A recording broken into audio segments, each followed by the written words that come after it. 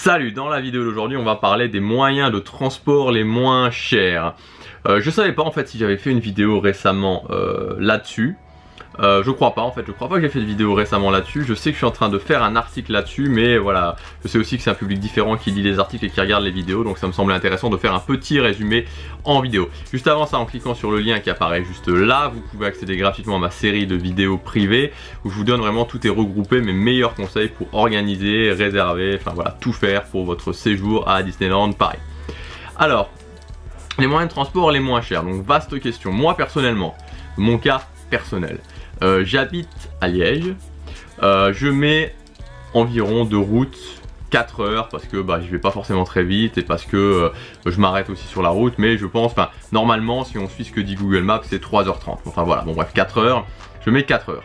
4 heures, je prends la voiture, je prends l'autoroute, ça me coûte très exactement, ça me coûte 15 euros, un peu plus de 15 ou ça dépend par à quelle autoroute je passe, mais 15 euros environ de péage. Et l'essence, ça me fait quelque chose comme 800 km aller-retour, 800 km aller-retour, et donc ma voiture elle fait un peu plus de 1000 km avec un plein diesel, donc voilà, ça me coûte 40 euros environ, donc au total ça fait 50-55 euros, ouais voilà, 50-55 euros, ça coûte un peu moins de 40 euros au niveau de l'essence, voilà. Donc c'est vraiment pas cher pour moi en termes de moyens de transport.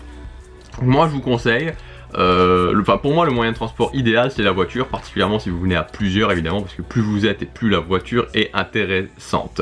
Maintenant la voiture, au-delà de 4-5 heures de route, ça commence à devenir un petit peu compliqué. Alors après évidemment ça dépend des autoroutes, parce qu'il y a des autoroutes qui sont beaucoup plus chères que d'autres. C'est-à-dire que par exemple si vous faites Lyon-Paris, c'est beaucoup plus cher je pense que si vous faites comme moi Liège-Paris. Parce que moi par exemple quand je prends l'axe de l'Est là, donc en passant par Reims, jusqu'à Reims c'est pas payant, voilà, il y a des autoroutes qui sont pas payantes et ça dépend un petit peu, mais globalement je pense que la voiture c'est quand même quelque chose qui est relativement imbattable. Maintenant il y a aussi, si vous êtes plus loin maintenant, il y a aussi le train Ouigo. Donc le TGV Ouigo c'est le TGV low cost et là qui est vraiment super. Alors il suffit de taper sur Google, vous tapez Ouigo destination, Ouigo carte et vous avez toutes les destinations. Donc globalement il part de Paris, il va jusque Lyon et il descend jusque Montpellier et Nîmes d'un côté en passant par Avignon je crois. Donc voilà, donc ça fait vraiment l'Est, le milieu de la France, et ça déborde un petit peu vers l'Est, un petit peu vers le milieu avec Montpellier. Et maintenant ils ont rajouté aussi le Grand Ouest, le Nord-Ouest, enfin le Grand Ouest, voilà. Donc ça va jusque Nantes, je crois qu'il y a Rennes, je suis pas sûr qu'il y a Rennes, mais il me semble qu'il y a Rennes, et il y a aussi Angers. Donc voilà, donc c'est pas mal. Et là à ce moment là, si vous habitez par exemple à Nantes, donc je sais pas combien il y a de kilomètres de Nantes à Paris, je pense, combien d'heures de route, je pense qu'il doit y avoir 4 heures, un truc comme ça. Si vous habitez à Nantes par exemple, ça peut être intéressant de regarder pour le train Ouigo, parce que c'est quand même plus agréable de se mettre dans le train et d'aller jusque Paris que de prendre la voiture. Voilà. Donc pour moi la voiture et le train le TGV low cost Ouigo c'est vraiment les moyens de transport les moins chers. Maintenant concernant le train classique, le TGV classique, franchement, moi j'ai déjà regardé, même si parce que de Bruxelles, il y a un direct Bruxelles-Marne-la-Vallée.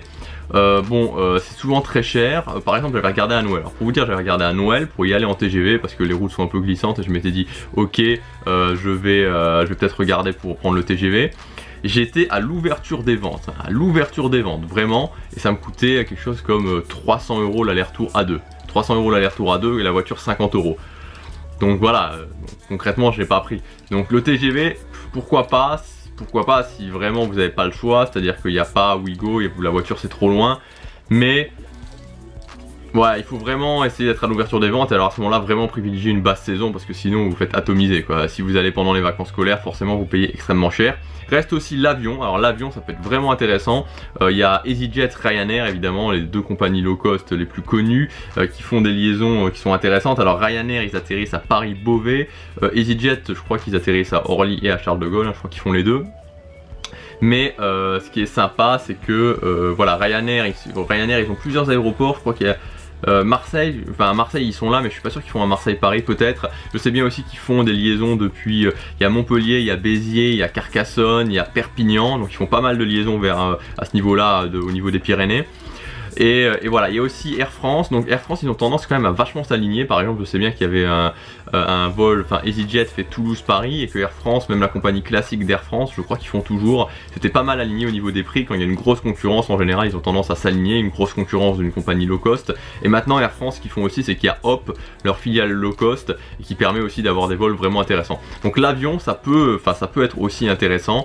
Voilà, si vous avez quelque part la chance qu'il y ait une compagnie low cost qui concurrence les compagnies classiques, parce que malheureusement quand il n'y a que des compagnies classiques, bah là c'est pareil, vous payez le prix plein.